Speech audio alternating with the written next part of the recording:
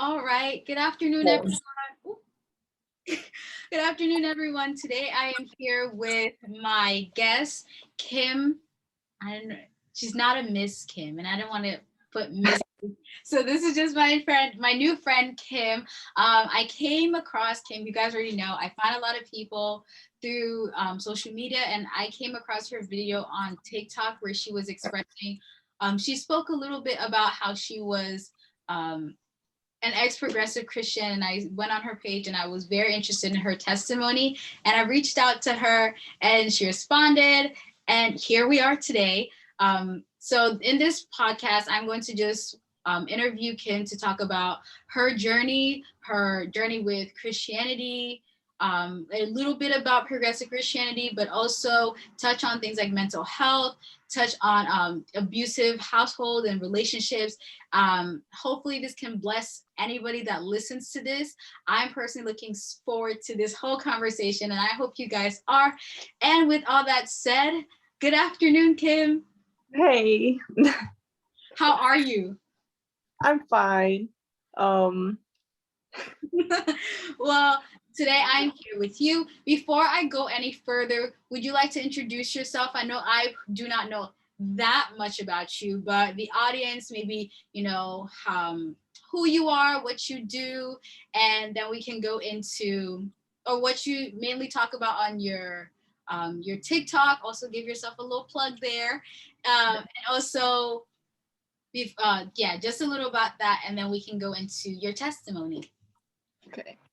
Well, my name is Kim Free. Like my last name is Free, and for some reason, people always ask me how to spell it. I'm like Is it? Free. That's the Oh, one. I'm thinking EIN. It's such a weird last name, but I'm 22 right now. I'm a stay-at-home mom. I actually plan on starting to work again soon. I've been a stay-at-home mom for like 2 years, Oh, but wow.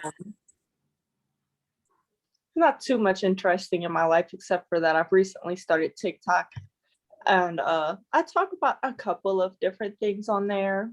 I Things I like to talk about, I guess majority of the time, or I like to like expose things like I don't know. I feel like I talk about so much. It's hard to say like a few things. Like I've exposed like I guess like weapons of Satan's, and sometimes I talk about my personal testimony, and I try to do little funny things on there sometimes, like little skits and stuff. Well, that's really good. So I did not know that.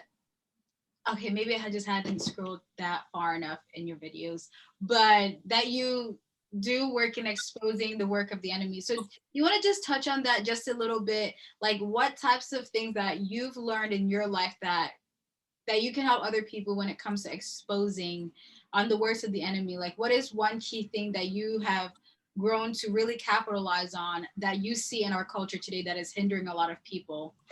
Ooh, that's so much. But I think a huge thing that Satan is using against us is entertainment. As far as what we watch, what we're listening to, there's so like it's a rabbit hole to get into. And also whenever you're looking into these things, you really need to pray for discernment, because there's some things that are conspiracies and there's some things that are actually like backed up with stuff in that are. So there's like, you could go down like, just a bunch of people making stuff up, or you could go down and look up things that actually like, what's the word?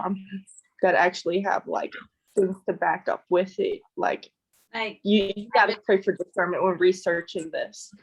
But entertainment, I think that is a huge thing that Satan is using against us. We're so desensitized to the things that are not good in God's eyes, but now we're at a point where we'll watch it on our TV and listen to it on our music, and we don't think anything about it. And that's so true. I was doing a paper for a class, and it was on domestic minor sex trafficking. And in the paper, the scholarly article, the social worker was talking about how it's because we've created the culture that accepts just talking about women in a specific type of way that is degrading, maltreating, and like you were We're saying, hypersexual. yes, Everything. that's a better term. Like it just makes it normal, like to grow up in this kind of thing and to think this is normal. I mean, that's contributing, yeah, to the sex trafficking, but it's also definitely a hindrance in people's spiritual life. Did that affect you personally, like when you were growing up? Because you did mention that you grew up in an abusive household, mentally and physically. Do you want to just touch on that a bit? Well, I grew up in a couple of different households because I lived with different family members Oh, throughout my life. And I experienced different things in each household. And so it's like each home was like a different experience, experiencing different forms of, I guess, abuse. And oh, some were way worse, and some were, so bad or anything compared to the other ones, I guess. But I guess we could take it from like the least to, I guess, the worst. the least Depending to on the worst. Well, that's going backwards in my life, I think. I think things but oh, the last person the last person I lived with was, well, let me just say the order that I lived with people real quick. So I was with my mom. My dad went to jail when I was 2, and then I went and lived with my grandmother and her boyfriend. And whenever I was 9, I moved in with my aunt, one of my aunts, and then she couldn't take care of me, so I moved with another aunt. And then I ended up moving back with that other aunt, and then I was on my own. oh wow. It's a lot of Yeah. around. But I Okay. guess, okay. Oh, sorry, go ahead. No, you're fine. You could ask the question. I'm Oh, well, I you hadn't talked about the abuse yet, but I wanted to just ask, like, how did that play a role in your life growing up in the aspect of like just as a regular child, just like, because I know children need like stability and they need grounding, and that kind of movement can just affect you just like with your growth and your emotions. So how did that affect you in that way, and how you it has the a, adults around you? it has a huge toll on your mental health, because and then it also affects like the way you think and view people. And I think at one point, I had became, I guess, jealous of other people, like comparing their, I guess, stories to mine. Like, say if someone was venting to me, I would not say these things out loud, but they'd be venting to me, and like, because I never really had either parents. And so they'd be venting to me about how, I guess they didn't have one parent. And I realized now that this was completely wrong, that I thought like that. I'd be like, well, at least you have one. That's things I Yeah. had, like, as a kid, not thinking about it. Like, I was jealous of other people's homes. And like, obviously, these are just me looking at things from what I can't see. Everyone has things Yeah. going on behind the door, so I don't look at things in those eyes anymore. But growing up, like as a kid, that's how I viewed things. And it also made me jealous. It made me really depressed and anxious. I was so in need for attention from people. Like, I always had to have like attention all of the time. And it it's stressful. And then because I moved around a lot, it became really casual thing. And I realize now how weird this was of me, but I would casually ask like different teachers or my friends' parents, I'll be like, can I move in with you? And they just look at me like, what? Yeah, it's okay, it's fine. I do it all the time. Oh no. I mean, like, I don't like the person I'm living with now. Can I move in with you? And they're just like, um, no. this is not a normal thing. But No. you knew it was a normal. That was your reality, because you thought, again, like that is what you grew up in, so you thought that's how it was. Mhm. Can't really blame you. Yeah, but okay, so with that, viewing people like that and just always wanting attention as a child, personally, I think you know, that was a normal reaction that you were having based on your circumstances. But now tying it back to the lifestyle in those households, how did that wants for attention, how did it play out in the house, within the different households that you were, and I guess the good and the bad that came with it? Okay, well, I guess when I was living with my because I can't remember anything from when I was with my mom, because I was 2 whenever I was out from there. But whenever I was living with my grandmother, I'm very grateful for her. She's the one who got me into having a relationship with God at a young age. So that is something that was great with her. But her boyfriend was not a very great person. But I guess when I was living in there, my grandmother was bedridden, so she was stuck in the bed all of the time. And I would, if I wanted to hang out with her, I had to go in the room with her. But her boyfriend was like really mean, and he didn't want me hanging out with her all of the time. So I guess I was kind of like, wanting to get that attention, because my grandmother, when I would be in there, like she would just hold me the whole time I was there, and it was just, a really great thing. But he's just very manipulative. I think that was like a part of like like I'm gonna say pre-grooming, but and so I guess that's kind of like where, so I've always been like one of those really affectionate people too, so I'm like that. But also me missing out on it at home when it made me want to get it even more, like at school or stuff, from like friends and teachers. I was like, I guess, a teacher's pet. Oh. And so I love teacher's pets. I'm a teacher's pet, but it depends on the teacher. Like if the teacher's nice, yeah. I've had a few teachers that I didn't get along with, but it's usually because they were butts. About that. But I wanted to go to the question of, you mentioned that your grandmother was the one that brought you to know about Christ. So I wanted you to just touch on that a bit, to expand how your relationship with your grandmother was, but also like, did she take you to church? Did she like read stories to you? And then it's one question at a time. Okay, so with my grandmother, she was bedridden. She had diabetes, and she had to get like one of her toes amputated, and then eventually half of her leg. But she was bedridden, and so she couldn't really get out of the house. Okay, and so whenever we would hang out, it would normally be in her room. But when I would be with her in her room, she had like this like little karaoke like radio thing, and she'd sing like church music, like the old school church music, and we'd be singing those. And like she would at nighttime, she would get together and teach me and my little sister how to pray and stuff. And I kind of like still kind of pray in the same form that she taught me. We didn't like pray in the same way, but it was like this form that we prayed, and I like pray in that same form still. And like we would talk about, I guess the Bible sometimes and stuff, but she taught me how to pray and start doing those kind of things whenever I was really young. And I was close to her like that. And then it's like when we would snack, she would get a bucket of butter and some saltine crackers, and we would like just dip the crackers in the butter and eat them. That's how we bonded it.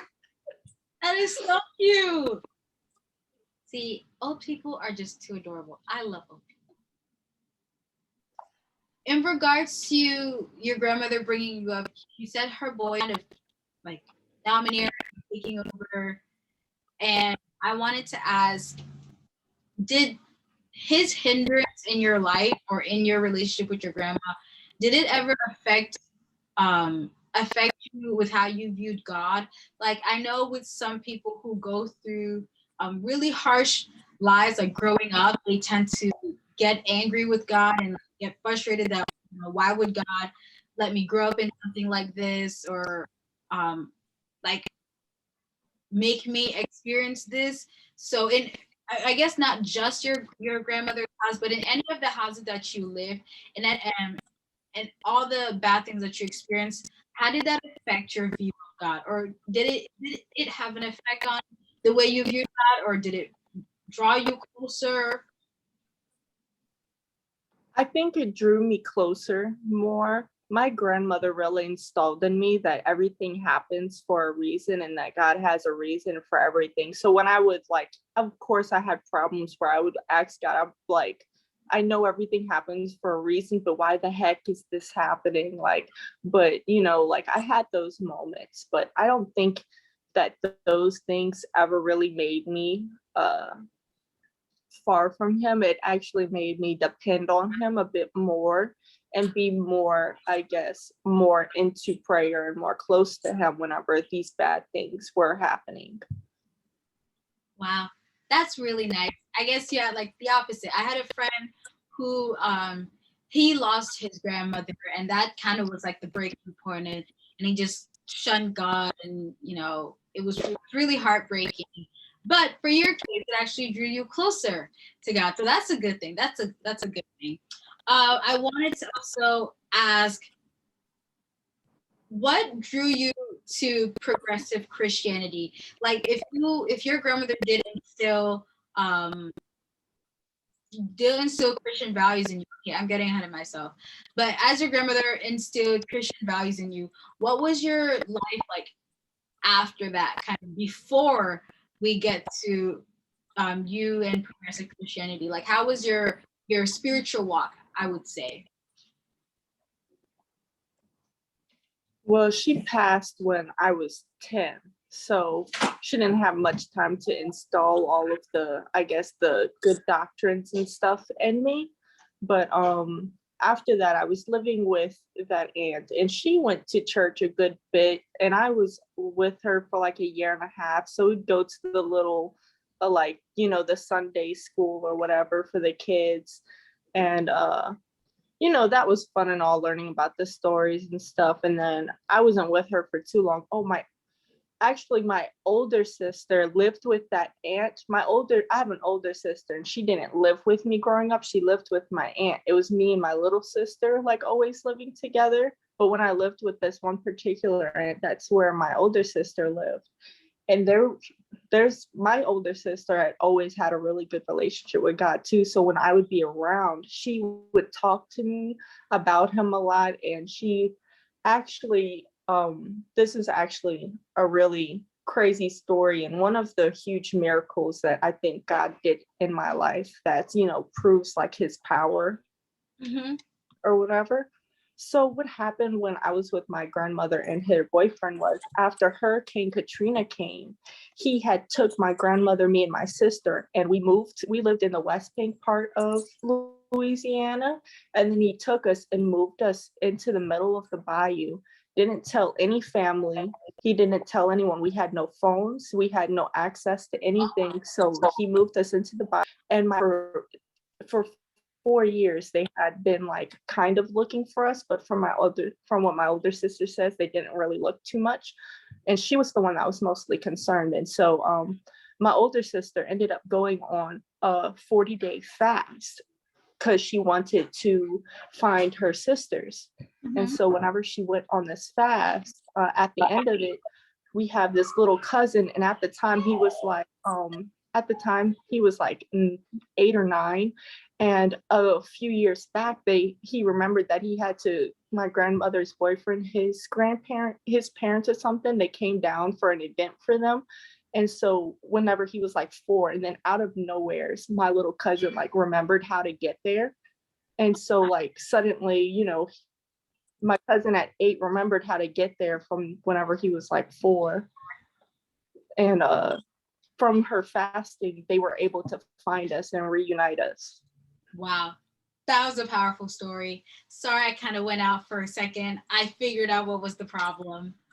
But listening to that, That's cool. that had to be God, because there is no way that just happens coincidentally.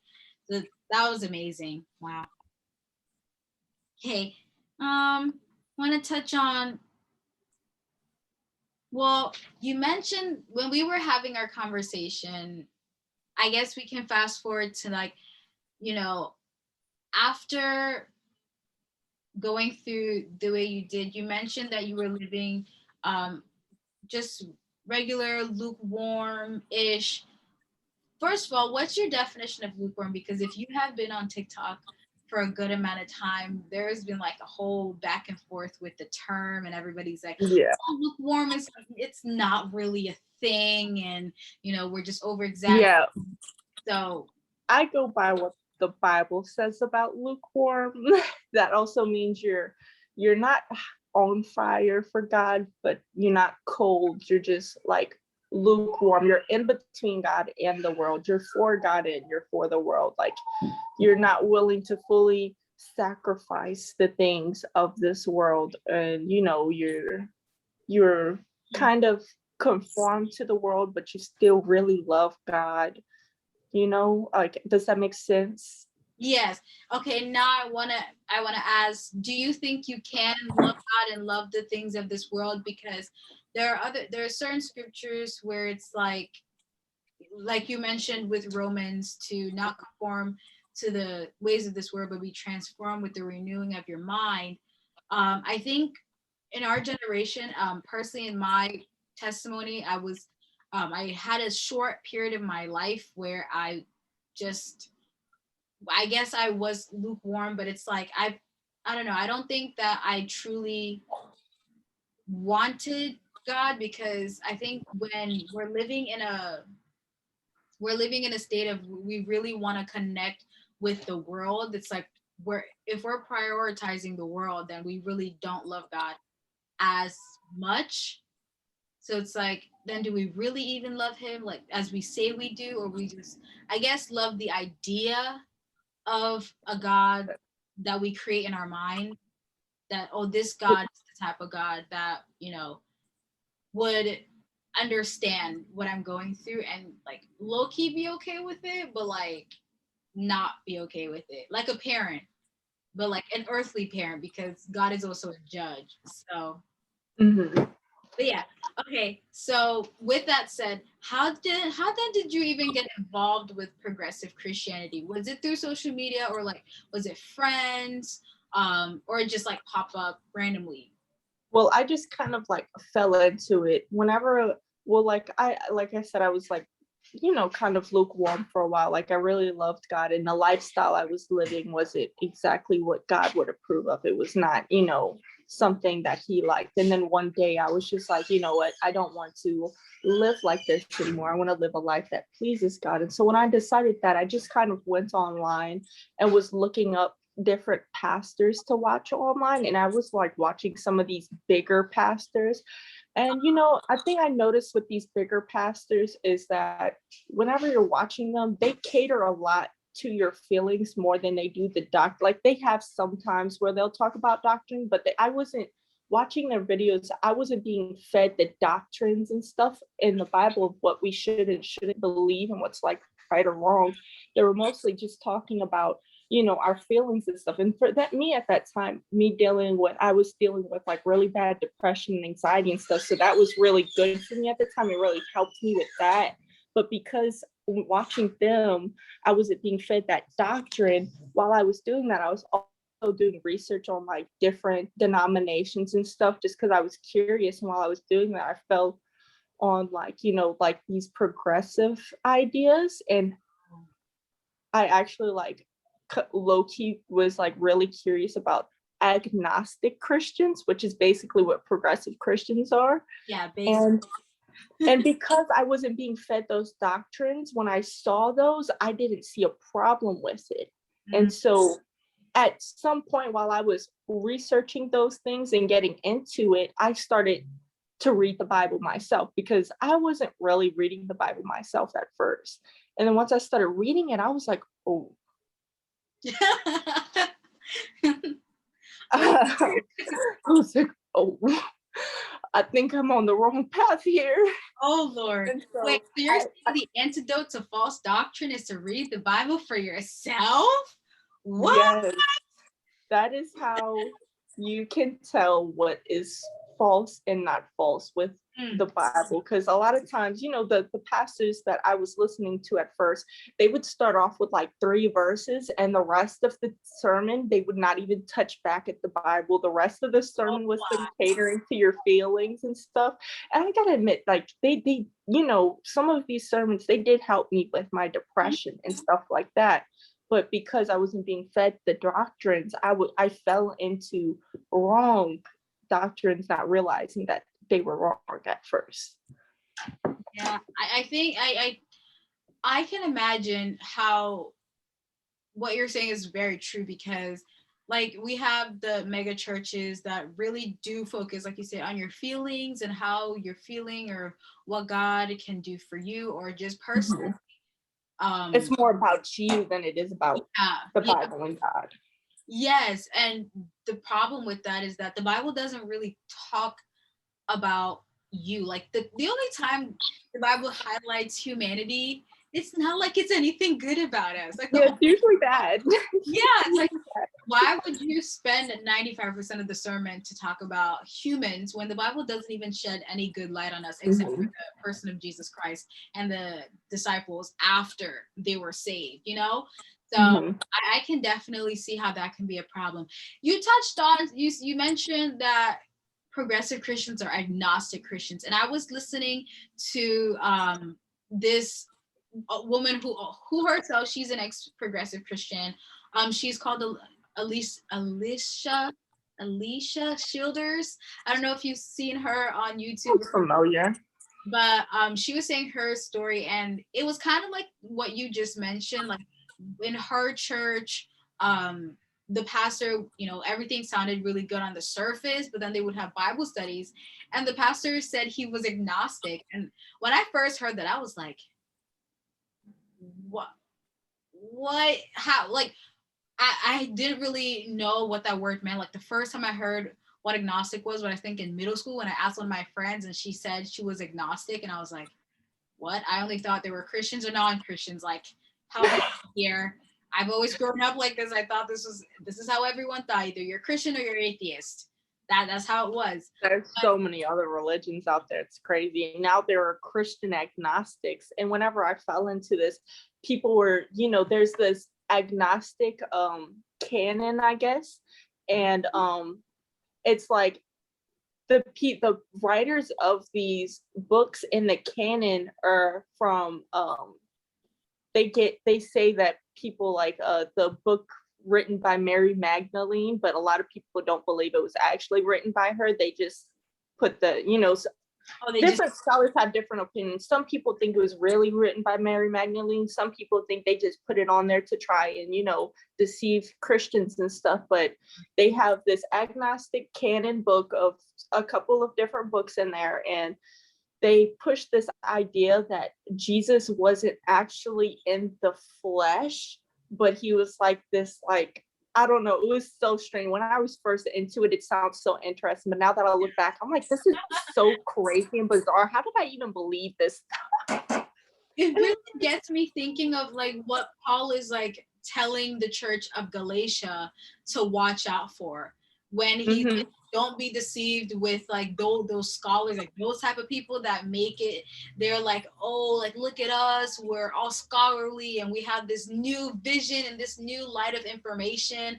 Like I really think that is what progressive Christianity is. But from an outsider perspective, that's what it looks like to me. But can you just like explain to the audience like what progressive Christianity is? Like you touched on that they don't believe that Jesus came in the flesh, but what are the key things that you saw in your short time in this that were, basically the foundation of this belief? Or did it even have a foundation, or was it just like everybody just kind of has their own thing? There are different views in progressive Christianity, but whenever I was into it and stuff, I think a lot of things I was seeing that the God in the Old and New Testament were different gods. A lot of them believed that they were like completely different gods. Like the God in the Old Testament was like a bad God, and the God in the New Testament was a good God. But they also believed that the Bible is corrupt. And us knowing that we have an all-powerful God, he would never let his word get corrupt. He's all-powerful. He's not going to let that happen to his word. But they also a huge thing too that they're pushing, like, you know how Jesus taught that, you know, the number one thing is to love everyone. But Jesus never said that that was the only command. He said that that was the number one command. And so a lot of progressive Christians, they take that and they twist it as to saying, oh, you only supposed to love everyone else and forsake the other commands. Like, yeah, like they think that your only command is to love everyone else. So they use that to justify things such as homosexuality, which is obviously a sin throughout the entire Bible. It's talked about multiple times. And it's a thing also that I realized when I was studying Revelations and the letter to the 7 churches. One of the churches was adhering to the teachings of the Nicolaitans, and I went ahead and did research on them. And the Nicolaitans were actually really agnostic. And so I believe now that, you know, that letter to the church that was adhering to the teachings of the Nicolaitans are really progressive teachings, which is agnostic. So I think that letter was meant really, you know, to the progressive Christians that are believing in these agnostic views that at the time were called Nicolaitans. Wow. I never want to touch Revelations. That book is just really scared. It's not scary. It's not scary. But it's also a bit confusing, just like the way the author is writing the book and apocalyptic writing. Like I don't think it's my time to touch that. But just to make sure everybody's on the same page, can you explain what agnosticism is, and then how they both, I guess, tie in with progressive Christianity? Like, how do they mix? Like, what's agnosticism? Because like there's secular agnostics, but then now there's Christian agnostics. So is there a difference? Agnostic is like super spiritual. Like it is like hyper spiritual. They believe that, you know, most agnostics believe that we are energy, and that after we pass, we're just going to be energy in the earth. And they believe that everything is spiritual, but not the kind of spiritual that we believe in. They believe in, like, you know, vibes like and the new age spirituality, that kind of thing. And you could say that a lot of like Hindus believe in a lot of agnostic kind of points of views, like, you know, with the yoga and the chakras and stuff like that. That's all agnostic things also. So agnostic is really just a, like, I guess we could say in a simple terms, hyper spirituality. Oh wow, that is not the definition that I remember that girl in middle school telling me. Completely different things. There's a lot of different views because there are different forms, kind of like in Christianity, how we have a lot of denominations and there are a lot of different views on it. It's the same way with, you know, the agnostic. There's a lot of different views and people take different things in it, but looking at it from like a whole and all of the different sections, it's just really hyper spirituality. Oh wow. Okay, that's interesting. But everyone has, like, you know, different views. Yeah, I guess that's what makes it a little harder to really pinpoint what progressive Christians like actually stand for. It's like they don't stand for anything like any Christian thing, not that I've seen. It just seems like they're all for the here and the now. Like we have to focus on fixing this earth and fixing the people in this earth, and but then like there's a word about earth and the world and the people, when, you know, yes, we should be worried about people, but we should be more worried about their souls than their feelings, you know? Like, of course we should, you know, always talk to people in love, but we should not compromise our, you know, faith and avoid the truth to avoid hurting someone's, I guess, feelings, whenever we should be more worried about saving them, you know? Wow, that's true. I completely agree with that. I guess that's how they just can gather so many people, because it's starting to grow a lot. Like maybe it's just because you know, I look at that stuff when it comes on my For You page and I interact with the progressive clergies and stuff like that, kind of. But it seems like a lot of people would accept this wave of Christianity instead of Orthodox Christianity. And I guess, this is what was talked about in Timothy. I believe it's Second Timothy. I may be wrong, where it does talk about there would come a time where people would just want to, hear whatever their itching ears want to hear. And I think this is the time. Well, I guess there's always been a time, but I guess it's just amplified right now because, like you said, they're so focused on loving everybody. But in the 10 Commandments, it starts with love God. So yeah, love God and then love your neighbor. Yeah, love your neighbor, but love your neighbor as yourself is the equivalent. It's like they're on the same level playing field, but the more priorities on God, because when you know how to love God, you know how to love everybody else. You can't just go into it with your own understanding of what love is. Without the God of love, that the God that is love. And you can't know how God loves unless you read the Bible and read how he actually, like what he did. Most of the Bible is the story of the Israelites, and you see how he was with them, and the entire time he loved them. So everything he ever did with them, whenever it was either him, saving them from slavery, or sometimes because he loved them so much, he punished them. Yep. You let them get taken over because they just could not trust him. I mean, that's how we are to this day. But yeah, I completely agree with that. I guess everything now is just seen as, if it causes somebody like short-term pain, then I guess it's just wrong. Like I know another view that some progressive Christians have is that they don't believe that Jesus actually died on the cross because they think that's like cosmic child abuse. And I'm just in awe. It's like, if you don't believe Jesus actually that Jesus died on the cross, that you're not a Christian. Yeah, like that's the whole point. That's the whole Bible is leading up to him on that cross. So that is taking me to ask, what are the differences, aside from what we just touched on? What are the differences we see in progressive Christianity and Orthodox, but also the similarities? Because I don't want to like fully bash it, even though I'm totally against it.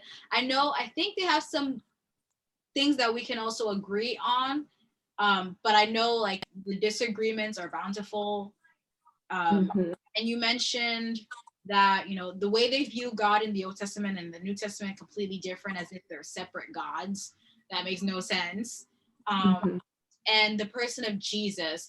So I wrote in my notes, like, how do they view Scripture, God, and Jesus, and the Holy Spirit? Because even though a lot of people just like completely throw the Holy Spirit out, but it's like I wanted to see how maybe in your circle at the time, how they viewed those things. And you mentioned with Scripture that they don't see Scripture as like all like inherently infallible, like it's not completely true. They believe it's corrupt. So with that, how do they get their teaching then? They just pick out? They pick and choose, and then they also go by their feelings. And then sometimes, I told you, there's the Agnostic Bible, which has the book of Mary Magdalene and the book of Thomas, and I can't remember the other books in it, but I think there's like 4 or 6 books in it. And these books really push a huge like agnostic point of view on things. Nothing like the gospel that's in our New Testament, like nothing like it. So those books like Mary, Thomas, probably the book of Enoch, because that's another one I've been seeing many people on TikTok are telling others to read the book of Enoch, and I'm like, I'm not sure if that one would be considered progressive. I think Oh, actually the a lot of Orthodox Christians have the Book of Enoch in their Bible, and I'm still not fully sure how I feel about the Book of Enoch. I've never read it. I've seen scholars, there. say that it's not biblical, but I've also seen scholars say that it is. So I need to do more research on that one. But I actually haven't seen really too many progressive Christians talk about the Book of Enoch. Oh, okay, then that's probably something completely different. Hebrew Israelites, and I know I actually did a lot of research on the Orthodox Christianity in Ethiopia. They really look at the Book of Enoch a lot, and I know for sure that Hebrew Israelites and the Ethiopian Orthodox Christians definitely hold those books, as sacred, the Book of Enoch. Oh, wow. That's not something to think about.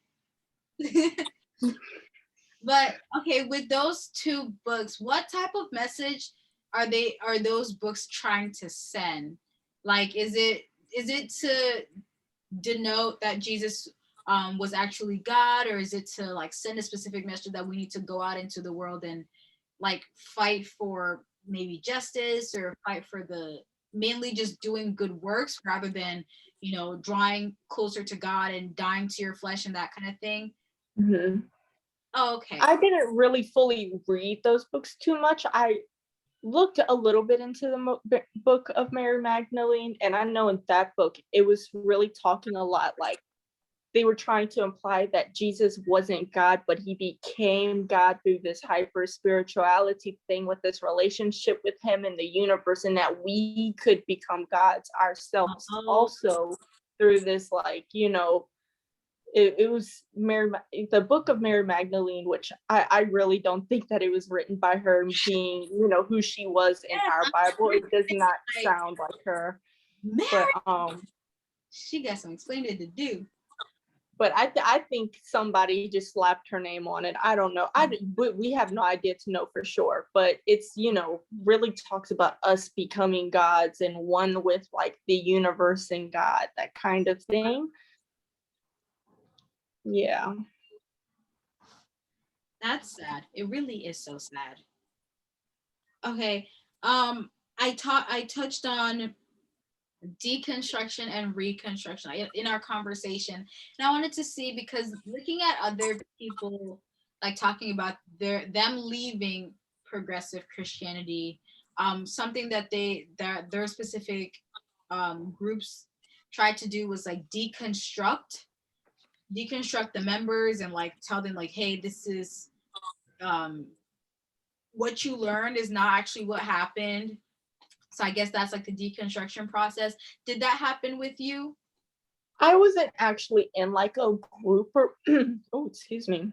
I wasn't like actually in like a group or whatever. When I started to get into like progressive Christianity, we already like were kind of in quarantine. So I was just doing all of this like by myself Oh, on my free man. time, because I'm a stay-at-home mom. I got a lot of time on my hands. So on my free time, I'm just doing all of this research, reading different things and watching like documentaries and Oh, man. reading articles, looking up books. And it was I I did it to myself. No one did it to me. I did it to myself.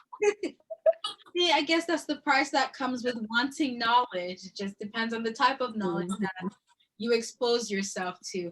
How easy was it for you to just like stumble across this? Because you said you were just looking you were looking on YouTube. Like, that just seems so easy. Like anybody I could just. don't even it is so easy, especially because it's becoming so popular now. There are so many videos on it. And so when you're watching, different videos, and sometimes even like just doing research on the internet, you get these things pop up. And at the time I was just curious about all the different things. So I was just reading on all of the different things because I wanted to find which denomination was the best one or the correct one. And so that's what I was doing. I was just looking into all the different things, and then I found a progressive one. And because at the time I was, I'm like super caring whenever it comes to people's feelings are huge to me, and that's something that progressive Christianity really caters to people's feelings. So that's something that made it very appealing to me, because from looking from it from the outward, progressive Christianity looks really good. It looks really sweet, because it looks good, but why wouldn't you want to be? I know to be nice, to get a lot of them want racial injustice, which I could say that anyone who is not blind to what's going on in the world would know that that's something that's a problem. And so a lot of these things that they're for are good things on the surface, but then whenever you look into it deeper and deeper and deeper, and if you know the word of God, you realize how that's really just things that they're using to, I guess, bring people in and deceive them with. It's deception always looks pretty. The Satan did not deceive Eve with a nasty fruit. He used an apple. Most people like apples. It probably looked amazing. He's not going to use something that looks bad. He's not going to use a rotten apple to try and deceive you. He's going to take things that look real nice and pretty on the surface. Yes, I guess that like you said, that's how more people are drawn into this. It's because it really just looks good, like on the outside. Who doesn't want to be progressive? Who wants to be seen as a close-minded person that's living in the 1940s and no, but that's not what God wants us to be doing. And you don't find that out until you read the word. Sadly, and that's not happening as much. You brought up racial injustice, and many of the progressive Christians that I see on my For You page, on Instagram, any really social media platform, is that they are really big on social justice issues. How did that really tug at you a little? Like, did you become some kind of social justice warrior? Or I was actually I've always been even before it was cool, because I know it's cool now. Before it was cool, I was really, I grew up on the West Bank part of Louisiana. And so I saw I was one of the fewer, I guess, white people in my school. And so I saw things that happened there. And then I moved to this town called Slidell, which is really, I'm going to call it the preppy side of Louisiana. And I saw the difference on how, white people treated them on the West Bank and from how they treated them here. And I saw all these other things. And then I also had family members who were racist, and I used to call them out growing up. But as I grew up, and I'm in an interracial relationship right now, my entire dad's side of the family completely cut me off. I don't get invited to things because my black, he's not allowed there because it's black. Wow. They don't want me to bring a black man to the family events. It's real. People that say that racism isn't real, they're really just blind to what's they're just being blind to it, ignorant to it, because it's real and it's a problem. But another thing that someone brought to my attention is, the story of the woman that was going to the unjust judge, and she kept going to the judge, and he never gave her justice. That we're in America, we know, if you know history, that it's always been unjust. And so to think that they're suddenly now going to do that, I don't know, it doesn't seem right. They're people that have always been justice for hundreds and hundreds of years. They're not going to just change their mind. They might be acting like they changed their mind, but they didn't really change their mind, because they're doing things on the surface that look good, but whenever you look really into some of these things that they're passing, they're really trying to push other things, and they're not fully fixing the issues. So I don't think we can get this justice through the system. What we, I don't think that racism isn't going to stop until Jesus comes and gets rid of all of these people. There's nothing that we could do here on earth to get rid of it, because they will always be there, no matter how many protests we do, no matter how much information and history and truth we try to put out there. not everyone's going to receive it, because you see, that a lot of people fight those kind of informations, and they get upset with, learning about Black history and stuff like that to learn the truth. But it's so weird. But I don't think that we could get that justice from the government anymore, that, God is the only just God. We're going to the wrong person to get justice for this. Yeah. During the summertime, when race relations were very, very high and prevalent, and it was a hot button topic. I mean, it kind of is still, but it's like it's died down. The trend has died down. CNN and the big news aren't like hyper focusing on it now and tugging on our feelings to push certain things. But yeah, definitely in the summertime, I was just in a really bad place. Like to see that, to see the constant mistreatment of Black people, but to also it seemed like there was like, even if people would do all these things, like justice would never fully be served. And I think that's what some believers need to understand, is that we should always keep fighting for the rights of everybody. Like that should not be something that we stop just because this world is temporary.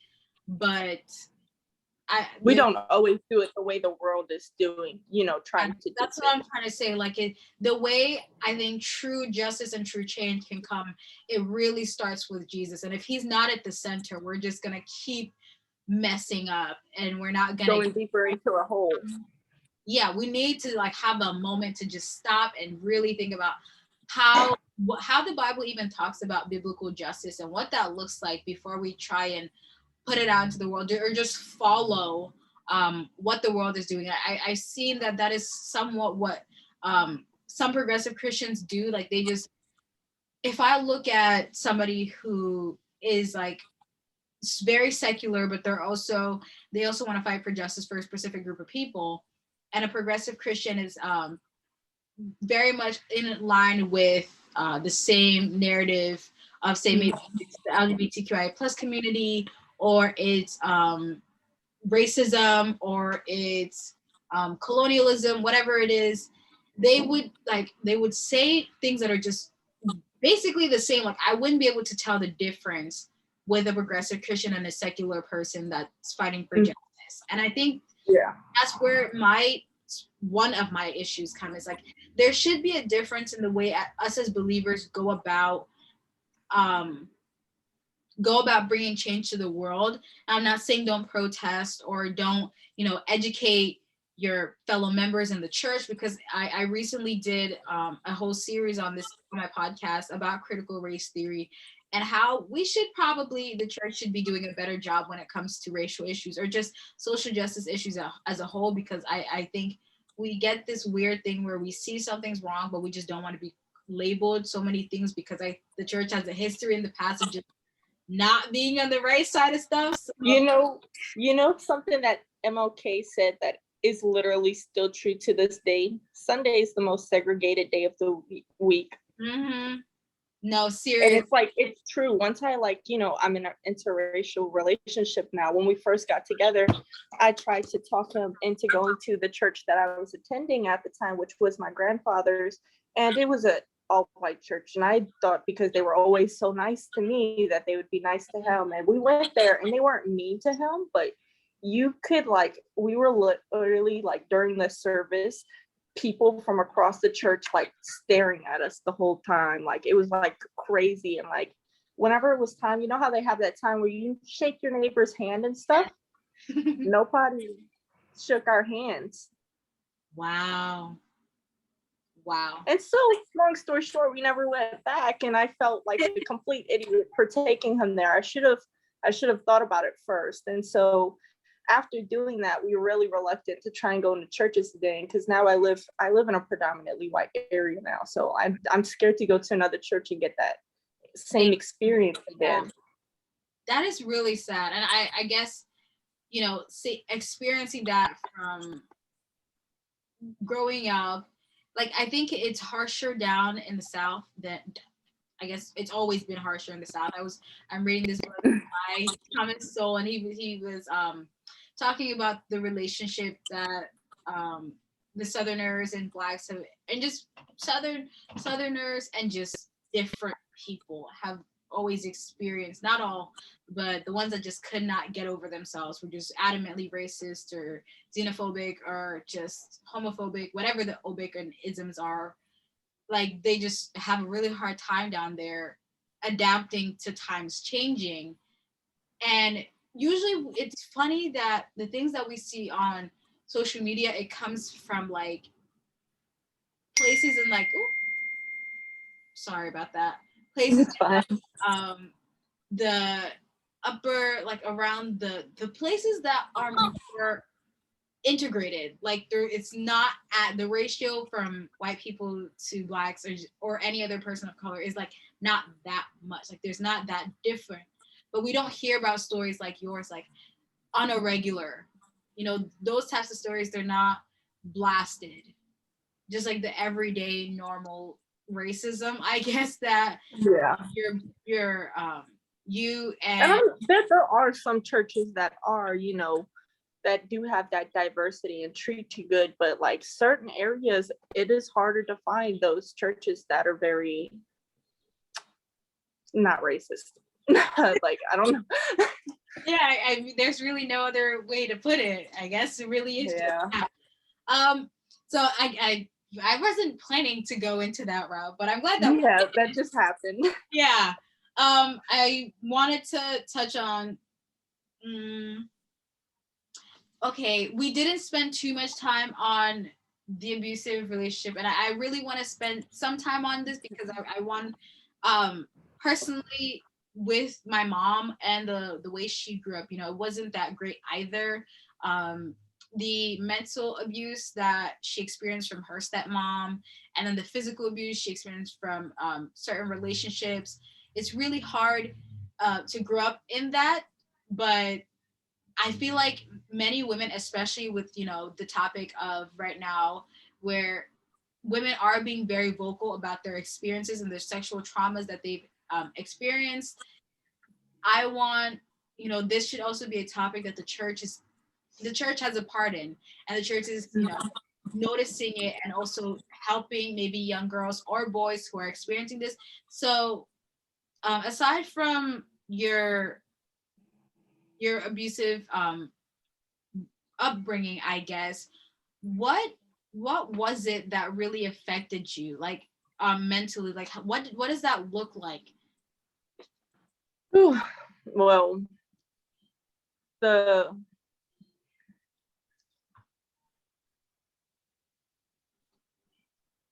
abuse itself really like has a huge effect on it, because whenever I was really trusting growing up, so each time I would go into a new family, I would like have this idea that yes, they're gonna treat me really great, really good, it's gonna be amazing experience, I'm gonna have one of those Disney Channel families. And it would never be the case, and because I would always go in with those high expectations, it would make it even worse. Like, it'd make it so much worse, because you have these expectations and they don't get met, and then it ends up being like 1,000, like so much worse than like what you expect it to be. So having getting backstabbed and lied to and stuff, that has that huge effect. And like, besides like the abuse itself, like having those expectations and having them just like crumbled and balled up and thrown into the trash, that part like separately has a toll on your mental health. It makes you have trust issues, it makes you react differently with people. Mm-hmm. Wow. And I wanted to ask, how did you get out of it? Like, how did you, I guess metaphorically but also physically, like how did you actually leave those houses? Was it just when you became of age you just left? Like, I actually have pretty cool, like I guess like cool, I'm gonna say cool stories to the meet. I said the story with the first one with my sister fasting and how that happened, and then I ended up with one aunt, and she couldn't take care of me because she had her own 3 kids and my older sister, so she couldn't handle me and my little sister also financially. So she was looking for another family member to take us in. And so I had this other aunt and uncle that decided that they were going to take us in. And my uncle was actually really great, like super awesome, but he worked on a boat. He'd be gone for 2 weeks and here for one. And this aunt, I was just saying. and this aunt, she was, whenever you first meet her, I was like really excited because she seemed super nice. And whenever you move in with her, like she like gradually got like really worse and worse. And she started off very manipulative and verbally, like, I guess, abusive, like, because we didn't have really family to take us in. And she would use, I'm going to put you in foster care and I hope you and your sister get split up and stuff. She would put that fear factor on us, make us scared to go to someone about our abuse because we were scared we were going to end up in foster care and getting split up. So she would use that to install fear and manipulate us. But she eventually ended up being physically abusive. Like she would hit us, she would shove us, and stuff like that. And when I first moved in with her, I did become like really, I guess, suicidal. Like I was, and having a lot of these really bad mental health. And then I ended up in therapy and on a whole bunch of medication. But whenever I ended up stop being suicidal, okay? And so I started to pray a lot. And so I had a Bible, but I really know how to read at the time. I was like 13, 14, 12, 13, 14. So I wasn't reading it, but I was praying a lot. And one week, my little sister, because she was my little sister, I basically, raised her how we were growing up. And she came to me and she told me that she was having suicidal thoughts. And that really hit hard with me. And then like literally like that following week, she was a very bigger lady. My little sister was very small. She had alcohol syndrome. So she was like smaller than like, her age. She was super scrawny. And she had actually tackled my sister. And that was like, it was like, the abuse was beginning to get too much. And I remember she said that she was becoming suicidal. So that night, I literally I sat up in my bed because I did not want to fall asleep. I refused to lay down. And I prayed for hours asking God what to do because I wanted to call child protection services, but I was scared to because of the fear that she had installed in us. And at this time, while this is going on, we were about to get evicted out of the house. So we had boxes stacked packed with stuff. And while I'm praying, and I'm like 2 or 3 hours into praying, like I'm like, God, I'm not going to bed until I get an answer on what I need to do. And so I'm praying, and while I'm praying, like, I'm like crying like crazy. And I'm like, okay, I need to take a break so I can breathe because it's becoming hard to breathe. And so I take my break and I'm like, look up, and the box on top of this stack, the box was open, and like the box closed up. It my door was open, it lifted up, it went through my door, and then the door closed. And I was like in disbelief at first. I looked back and that box was gone and my door was closed when it was previously open. And I'm like, what the heck? And then I'm like, this can't be real. And I rub my eyes and it's back to normal. I'm like, what? Like that like he gave me a vision of what to do, get out. And so that next day I called Child Protection Services, and it ended up working fine for me. We ended up moving back in with that aunt that we were with before. And yeah, that happened with that aunt. God is so good. God, I'm so grateful for your life. Oh my goodness. You and your sister, because you guys are only like teenagers, like pre-teens. Like, I just don't know. I'm thankful I had a relationship with God to do this, because he really worked miracles in my life. And there are people that believe that God doesn't answer prayers, and I'm like, that is a lie. Like, he doesn't always answer my prayers like that. That was like one of my one-time experiences, but he definitely answers prayers, just not, he's not going to sit there and be like, you're not going to hear his voice. It's like, and these other ways he answers prayers. I don't understand why some people don't think that he answers prayers, because he's done it. He still answers prayers. I think people are just so used to having the answer to your prayer be yes, always yes. It's like, and it's usually whenever he answers my prayers, it's always the hardest answer. But you learn to trust him, because every time I've gone out with his answers, like whatever answer he gave me, even though it's something that's hard to carry out, it always works out. It always works out. Yeah, that's when you just have to put your own understanding aside and lean on your own and trust him, like really trust him. I think that comes with maturity, with walk with Christ, to really just say, even though to me it doesn't look right, I trust you, God, and I'm gonna follow what you want. And it'll seem scary, but he won't lead you to do something and then forsake you after you do it. He's gonna have your back the whole way. And that's the good thing about God. So that was like the physical aspect of you leaving. Now, metaphorically, spiritually, you said, prayer helped you a lot with this. Do you get at times where you the things you experience still bother you? And if you do, or if you don't, did anything aside from prayer actually help? Because I know some Christians are really against, like, seeking therapy or seeking, help from a specialist, somebody like that.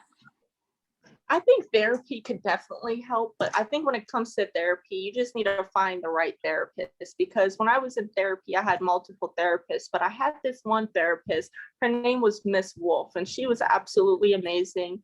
And she was luckily Christian, so I was able to talk to her, mention those kind of things. But I was in like public therapy, like, I don't know, like it was like through the state. So it was like, you probably wouldn't always end up with a Christian therapist, but Christian therapists are a thing. It's a thing. Like, if we, therapy is good, but I think going to a Christian therapist is better, because they not only understand, how your mental health is, but they also understand God in the Bible, and they can incorporate that into helping you. So I think therapy can be a very good thing. It just depends on what type you're getting. You just got to find a good one, and sometimes it takes going through sometimes you go through a couple of ones that really aren't so helpful, until you eventually will find a good one. No. Oh wow, that's really good, and I agree. I want to be a pediatric neuropsychologist. I love kids. I want to help kids in any way I can, and my main focus is on their mental health, especially with this whole pandemic. Like, the depression rates have skyrocketed in adolescents, and it really hurts my heart. But I just think, like you were saying, like, if there's more believers in this field and they didn't see it as like such a bad thing, like, I think we can really help more people. Now, can I add something real quick? Yes, definitely. Okay, another thing too with the mental health thing, like, for a lot of people, the mental health is just from traumas. But I noticed that some people, there's some people that say that all mental health is from spirits and demons. But some people say that spirits and demons don't cause it at all. I think, in some cases, obviously, it's not from spiritual oppression, but the spiritual oppression is a thing. That's actually something that I was dealing with a lot. And can you expand on that? That's a whole story on its own. But I actually, I was going to ask if you could expand on how that was for you. Oh, well, I guess I could hit on that a little bit. I guess I honestly feel like I was getting there's difference between being possessed and oppressed by spirits. I was never possessed by a spirit, but I was definitely being oppressed by some.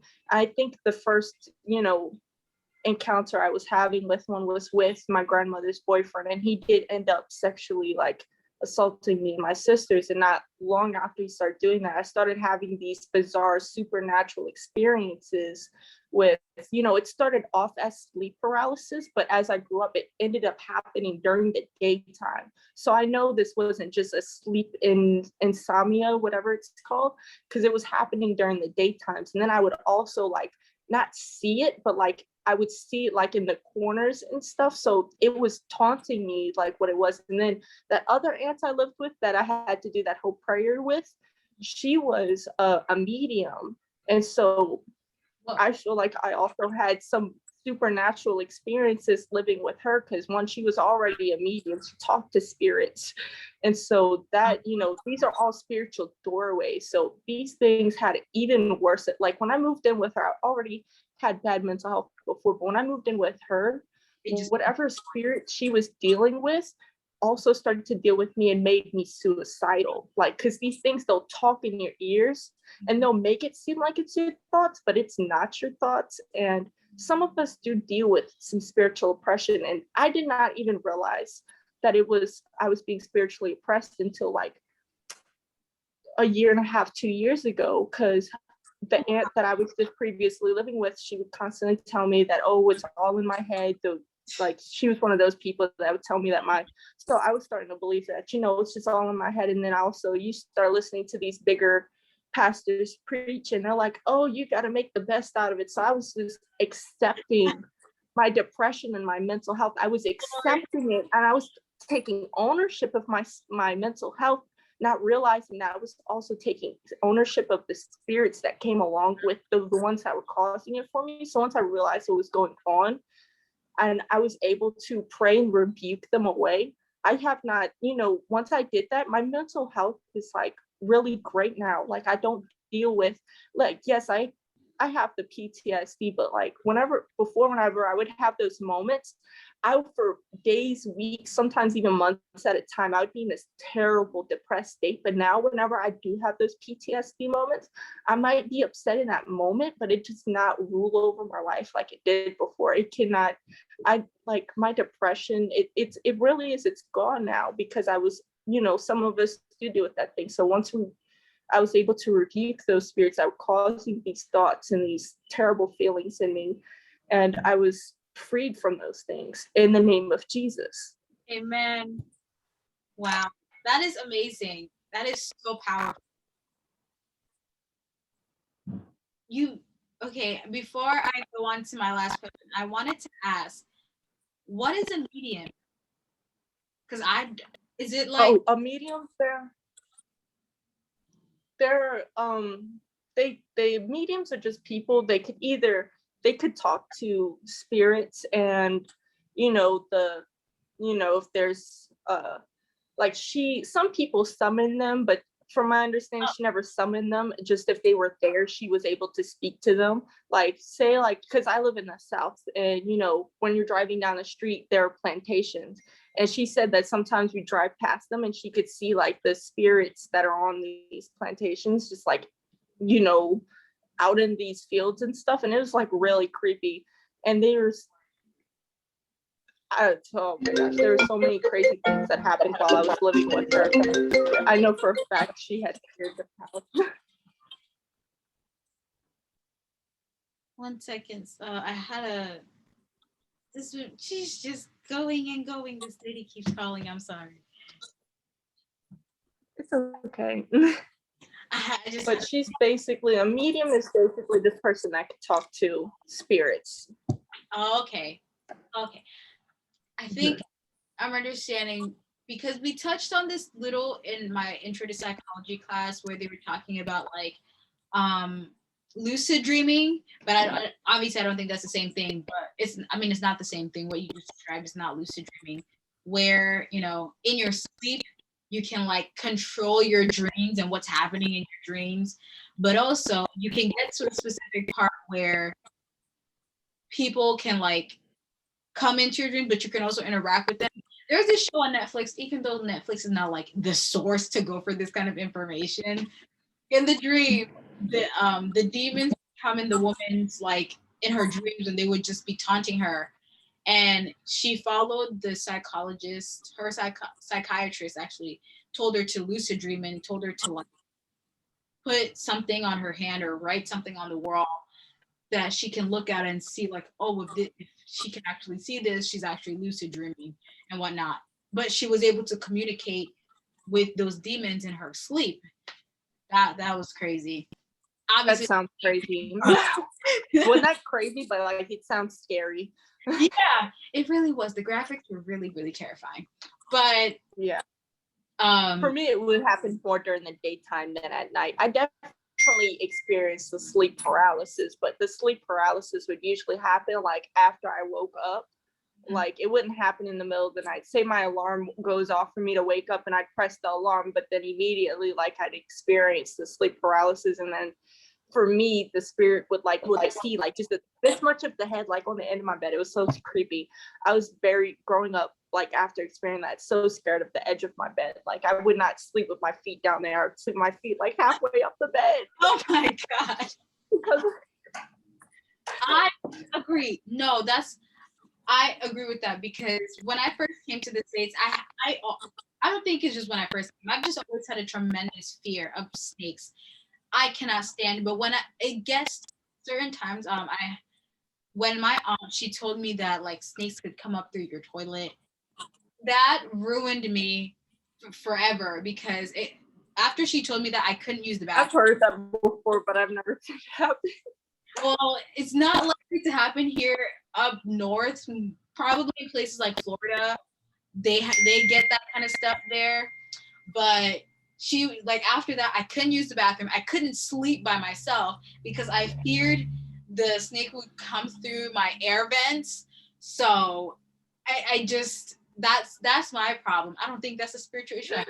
Not, but like that's been happening more. I've learned about myself that when I do get anxious and I'm all over the place and I can't get my thoughts straight, I do tend to get scared, but I'm afraid of this snake.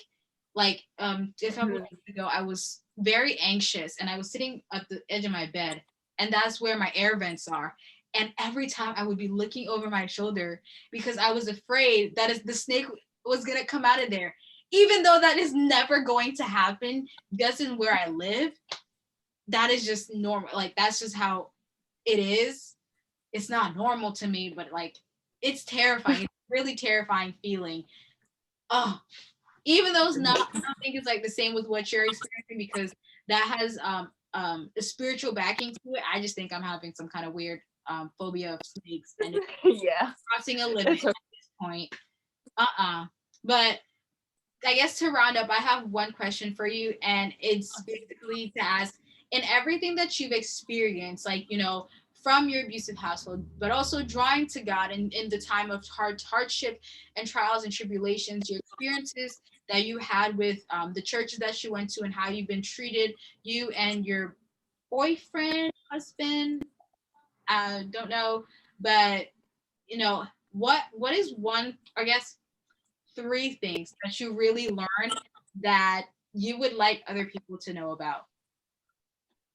Well, I think number one for sure is to read your Bible, because that's seriously where all of the answers are. Like the Bible is God's word. So if you're trying to get some answers from God, the Bible should be the first place you go to. I think for second, a prayer life is very important. I've noticed that in the times when I was most depressed or anxious or nervous and stuff, my prayer life was not at its, best. And I'm not saying that praying a whole bunch is going to just get rid of your issue, but it surely helps. It helps tremendously. Whenever you're praying, it's more of like a relationship with God. Like now I don't pray exactly like I used to. Like say if I'm going through the day and just something just starts to upset me, then I just immediately just start talking to God about it. I just, just talk to him throughout the day. Like whenever you're like, I'm having like a PTSD or something, I start talking to him, like say if like I'm wondering why this is happening like this. I just talk to him with the thoughts in my head. And, and whenever you do have an issue, going to him and asking God, like, what should I do about this? How should I feel about this? How should I react to this? Before I do and say things now, I really try to ask for him to guide me with these things. I used to be so quick to speak and do things. Now I'm a little bit slower to do it because I want him to try to, inspire my thoughts and my words and my actions. So praying is a huge thing. And I guess for the third one, I think is definitely pray for discernment, especially if you're watching multiple pastors or if you're on TikTok and you're scrolling through TikTok. There are good TikTokers on there, but there are so many misleading things on there. So whenever you're doing research and whenever even you're reading the Bible, because you could read the Bible and not have the discernment and interpret something wrong. So asking for discernment in everything and reading the Bible and being on social media, when listening to music, when watching television, with everything, like before you do things, ask for discernment and guidance in everything, like every aspect in your life. Wow. Thank you so much for all of that wonderful information. Thank you so much for sharing your testimony, sharing personal things, your personal experiences. I had a great time talking with you today, and I definitely hope to have you on some more. We can have more conversations like this. With that said, it was really nice having you on. Kim, I hope you have a great rest of your day. Thank you. You too.